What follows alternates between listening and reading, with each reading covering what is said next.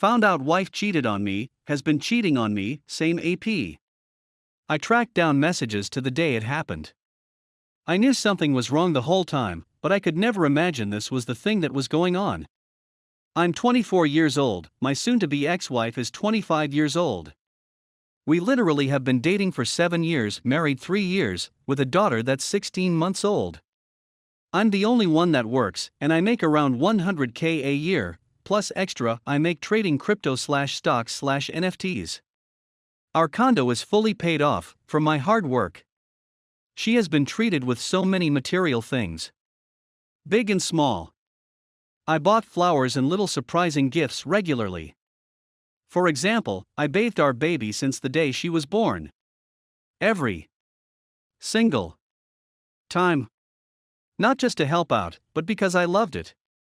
I helped clean the house every other night. She would take the baby to sleep, just so we could sit, relax, make us some coffee, watch a movie, cuddle, or whatever. Dead bedroom, not because I wanted that.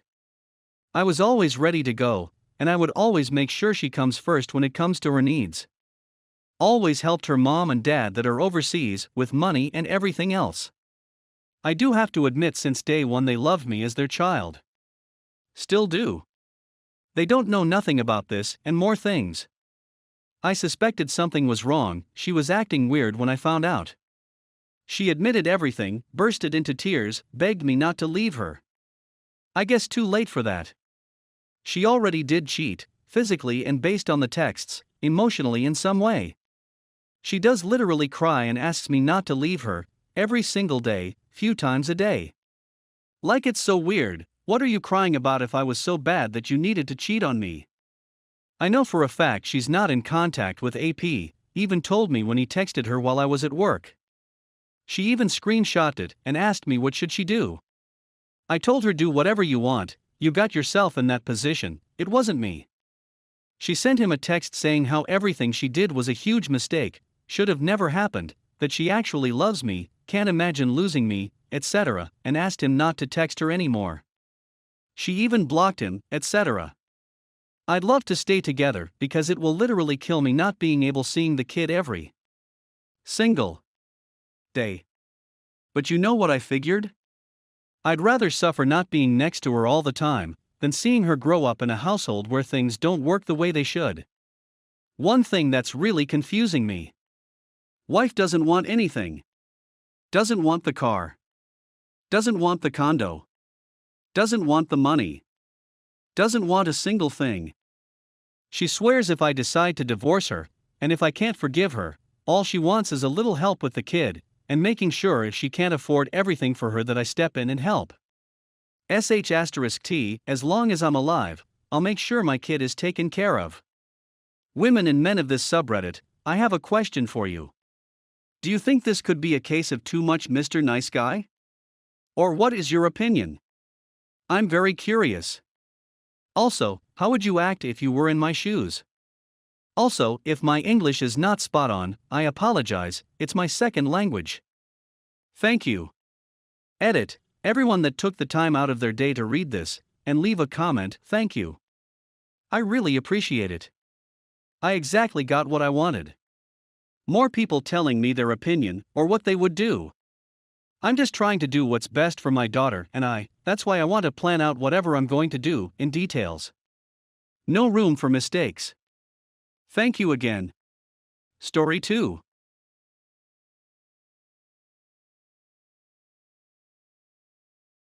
My wife and her best friend accused me of having an affair, then got angry when I didn't have one plus update. My wife, 29F, and I had a baby in December, and I am 31 years old. It was a difficult birth, and my wife suffered from postpartum depression as a result. While she had intended to return to work following the birth of our daughter, she has been experiencing significant difficulties, and we have decided to wait until our daughter is a year old before making a decision. She has been attending weekly treatment sessions. As a result of my wife being at home full-time, I've had to work longer hours. This was something we talked about before making this decision, and she was aware of it from the beginning. My supervisor approached me a few weeks ago about a project that would necessitate a significant quantity of overtime in a short period of time. It would be beneficial for my financial well-being as well as my professional development. I discussed it with my wife, and she agreed that I should answer yes to my boss when he asked.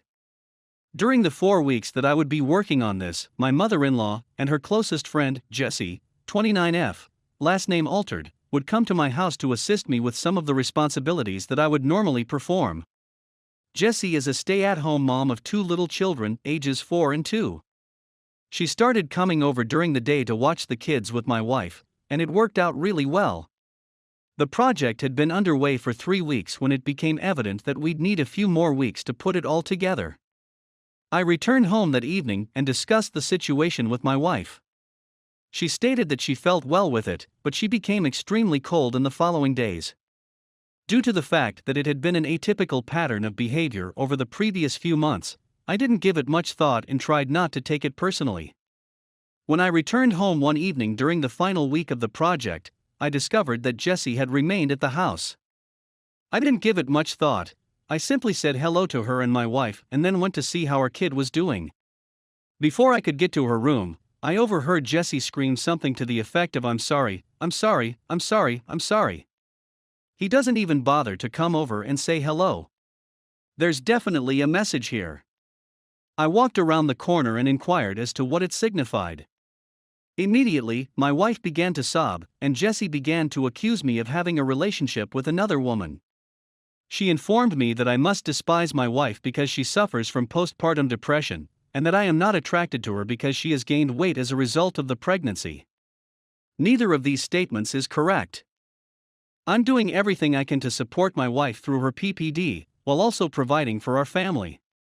And I think she looks fine the way she is right now. She just hasn't expressed an interest in having children, and I haven't pressed her. Jessie then requested to see my phone, which I refused to show her. I told her she couldn't have it.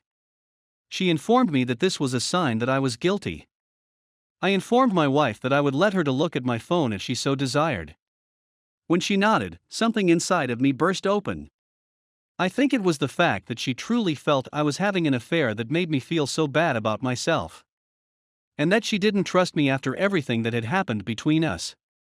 She took a peek through her phone and discovered that there was no evidence. In the beginning, Jessie claimed that I had erased the proof. The woman began yelling, which woke up our daughter, so I told her to leave the house right away. I went to our daughter's room to soothe her down because my wife was still crying on the couch. She eventually left. When my daughter had fallen asleep again, I sat down next to my wife and attempted to communicate with her about what had been going on.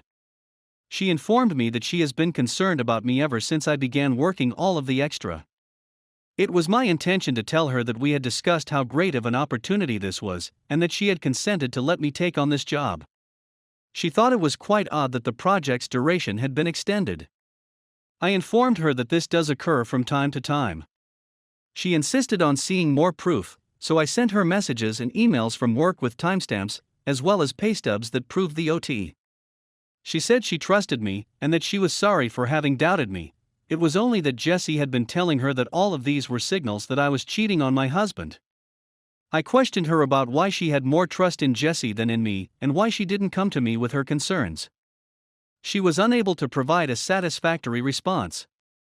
It has been a couple of weeks since the job was completed. To be able to spend more time with my wife and daughter, I have actually reduced my workload and am attempting to work a little less than I did before the project. But I'm really exhausted from trying to juggle everything, and am feeling angry since I know in the back of my mind that my wife doesn't put her trust in me. I consider what will happen the next time I have a project on my hands. Or do I have to run errands on a particular day? Or what if I'm going on a business trip? Is it possible that I'll be subjected to charges of cheating on a regular basis? I've attempted to bring it up a few of times, but my wife has stated that it is not the appropriate time, and that she is tired or depressed. I make an effort to be sensitive to her emotions, but I wonder whether this means that I will never be able to experience any of my own. I'm not sure what to do at this point. Do you have any suggestions about how I should proceed? Update. Thank you to everyone who provided feedback and encouragement in response to my previous post. I believe a large number of you have pointed out what should have been obvious, that I need to see a therapist and take responsibility for my own mental well-being. I received a handful of requests for an update, so I'm providing one, but it's not a good one. That evening, I addressed my wife and informed her that I was going to seek professional help. I didn't make any connection between it and her charges. I simply stated that I was going through a difficult period and needed counseling. She shrugged and encouraged me to go ahead and do whatever I wanted. When I returned home from work the next day, our room and my home office had been completely destroyed. Things can be found everywhere. Important papers were strewn about. But our daughter, who is screaming in her room, is not visible to me. My wife has left her alone, and her cell phone has been turned off. I reach out to my in-laws and a few friends, but no one has seen or heard from her. I'm beginning to be concerned, so I call my mother to see if she will be able to babysit while I go out and search for her. My wife returns home before my mother can get there since Jessie is driving. The only person that comes in is my wife, not my daughter Jessie, who hasn't been back in the house since I kicked her out because she was offended by my actions. She's plainly disturbed, as evidenced by her crying. I inquire as to what transpired. For a brief moment, I considered that the house had been looted.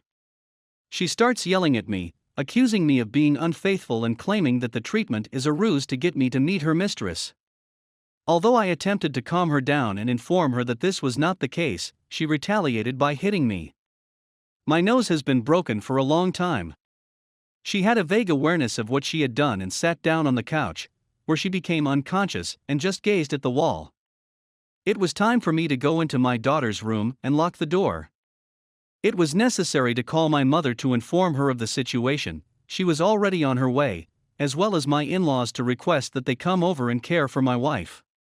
I packed a bag for my kid, and as soon as my mother arrived, we were on our way. My wife didn't even bother to raise her head. We dropped my daughter up with my father, and then proceeded to an urgent care center for my nose infection to be treated. My mother's new Subaru was covered in blood as a result of my accident. My daughter and I will be staying with my parents for a time, while my wife will be staying with her folks. An application for a protective order against Jessie is being considered by me. My wife and I have decided to separate.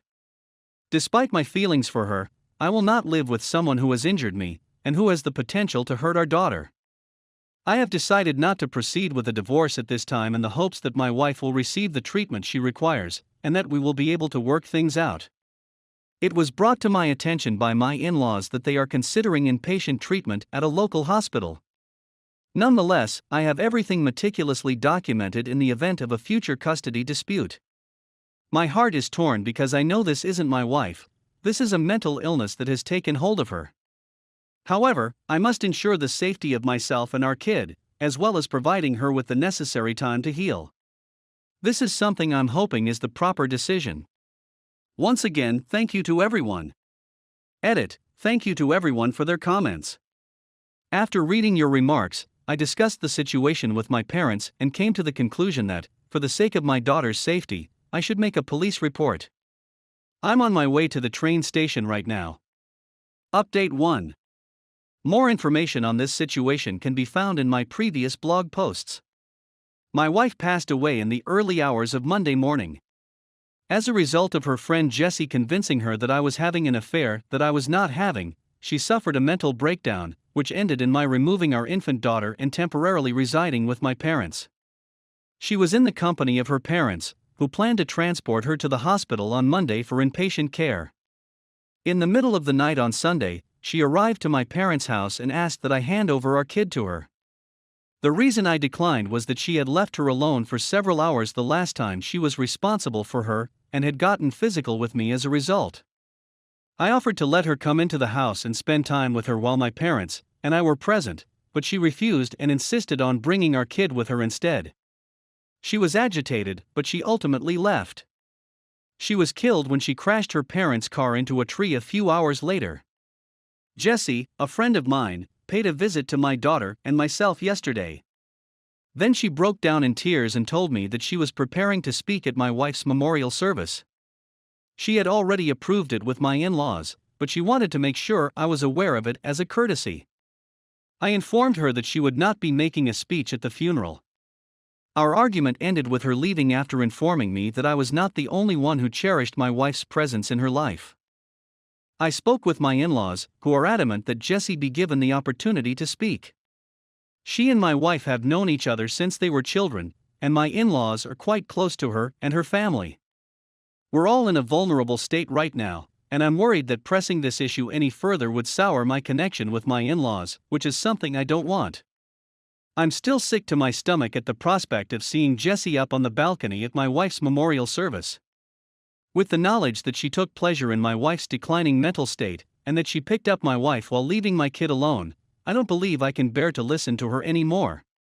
That being said, I don't have confidence in my ability to make the best selections at this time. My thoughts are muddled by feelings of grief, remorse, and terror. The decision between my parents is divided, and I don't have the energy to seek out to my friends for help. As a result, I'm returning to this forum to seek your help.